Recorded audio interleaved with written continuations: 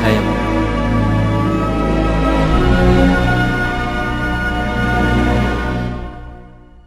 కాబట్టి ఇక సహింపజాలక ఏథెన్సులో మేమొంటిగానైనను ఉండుట మంచిదని ఎంచి, ఈ శ్రమల వలన ఎవడునూ కదిలింపబడకుండునట్లు మిమ్మును స్థిరపరచుటకును, మీ విశ్వాస విషయమై మిమ్మును హెచ్చరించుటకును మన సహోదరుడును క్రీస్తు సువార్త విషయములో దేవుని పరిచారకుడునైన తిమోతిని పంపితిమి.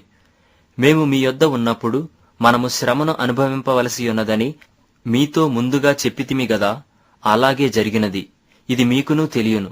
అట్టి శ్రమలను అనుభవించుటకు మనము నియమింపబడిన వారమని మీరెరుగుదురు. ఇందుచేత నేనును ఇకను సహింపజాలక, శోధకుడు మిమ్మును ఒకవేళ శోధించనేమో అనియు, మా ప్రయాసము వ్యర్థమైపోయేనేమో అనియు మీ విశ్వాసమును తెలిసి కొనవలెనని అతని పంపితిని.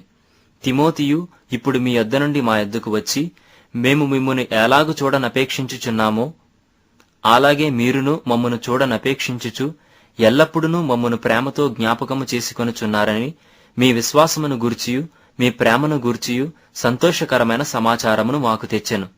అందుచేత సహోదరులారా, మా ఇబ్బంది అంతటిలోనూ శ్రమ అంతటిలోనూ మీ విశ్వాసమును చూచి మీ విషయములో ఆదరణ పొందితిమి.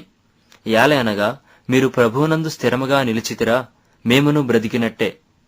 మేము మీ ముఖము చూచి మీ విశ్వాసములో ఉన్న లోపమును తీర్చునట్లు అనుగ్రహించుమని రాత్రింబగళ్లు అత్యధికముగా దేవుని వేడుకొనుచుండగా, మన దేవుని ఎదుట మిమ్మును బట్టి మేము పొందుచున్న యావత్తు ఆనందము నిమిత్తము దేవునికి తగినట్టుగా కృతజ్ఞతాస్తుతులు ఎలాగు చెల్లింపగలము? మన తండ్రి అయిన దేవుడును మన ప్రభువైన యేసును మమ్మను నిరాటంకముగా మీ యొద్దకు తీసుకుని వచ్చును కాక.